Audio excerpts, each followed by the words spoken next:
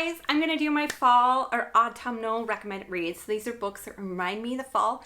I also did a fall-time cozy time tag, which was really fun. So I'll try and link that down below or up in a card. And then I also did what else did I do?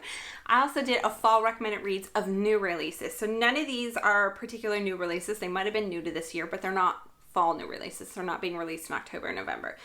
That kind of thing. So these are all of them. So I'm just going to do 5 recommended fall reads.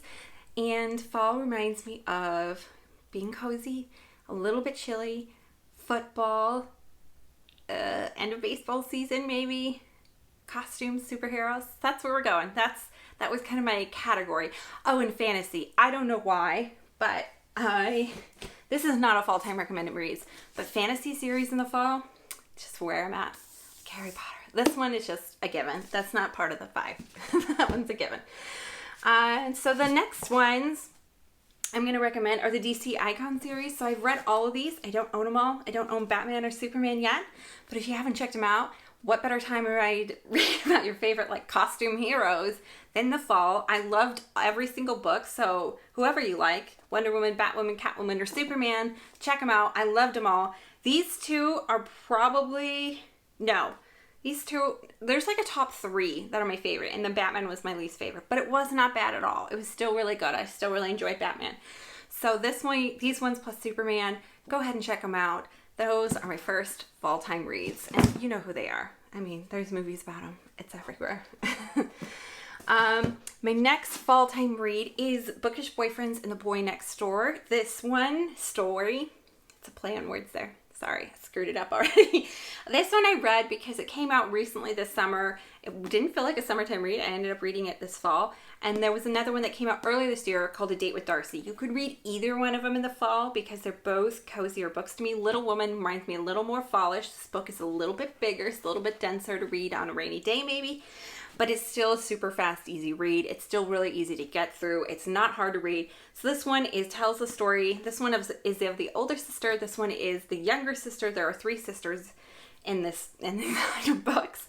And there's a teacher who's a bit magical and knows what stories these kids need to read. So the first story she dives into is The Great Gatsby, and it's just not her story, and she doesn't understand it, and she's really, really into the boy next door. So then she dives into Little Women, and there's all these women, and she's got to figure out which one she is versus which boy she likes. And one of them likes the boy next door in Little Women.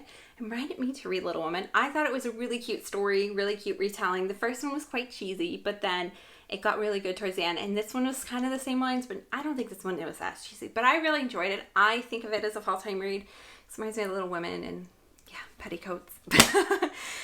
And then the next one, I did read this summer, but it reminded me of a fall-time read because it's very, very supernaturally. It is another retelling, Splintered by A.G. Howard. This is another series. I only read the first in series, but I had so much fun with it, and it is Alice in Wonderland retelling, and it is about a girl, and she's a direct descendant of Alice, and all the Alices have been crazy since Alice, and she is trying to go back to Wonderland to break the curse, and she takes a very handsome boy, and then there's another handsome man in Wonderland trying to help her out, but he's a bit of an enigma. She doesn't really know who he is or how she feels or where she had met him before. This girl, before she even goes to Wonderland, can talk to plants and animals and insects and stuff, so she's already got a bit of mysticism, magic going on. It's a great time to read magic. And then the last 2, the next one is a bit of a series as well, and it is Fumble by Alexia Martin. The first book in the series is Intercepted, so I'll put it somewhere, over here maybe. So the third one comes out, I think, sometime really soon, and these are just football, so they reminded me of fall, because it's football season, right?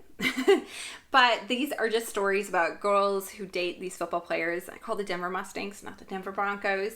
The author, I liked that the author gave some authenticity to it because she was an NFL wife for 8 years. And so that was kind of fun to read about her a little bit. But yeah, they're just very, very fast, easy chick lit reads. There's nothing too over emotional in them. They're not those kind of reads, but they're not the really simple, everyday people kind of reads either. And they're not super not unemotional. So there's a touch of emotional.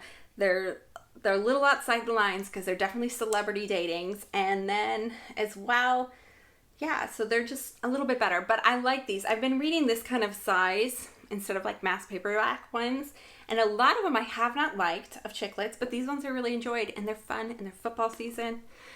And then the last one I don't own, but I just read it, and it is called The Lovely Life by Samantha Downing. This was her first novel. It is a mystery. So for those who like to read mysteries in the fall, and you are inside the head of a murderer, and you don't know what's going on, you don't know about this husband and wife, but it reminded me of fall because it's kind of like normal routine stuff. There's a lot of, I have to go get my kids from school, I've got to go do this, and I've got to do this. Because of normal like family routines, and then this murder stuff is going on the sidelines. It's really good. It's one of the best mysteries I've read.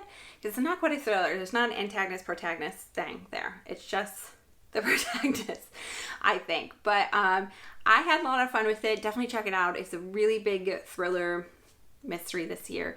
And I think it would be really good to read this fall if you haven't read it yet. So those are all of my 5 fall recommended reads. Some of them are series, but go ahead and check out any of them. I enjoyed all of them. And I will see you guys in the next one. Please don't forget to subscribe, and happy reading. Bye!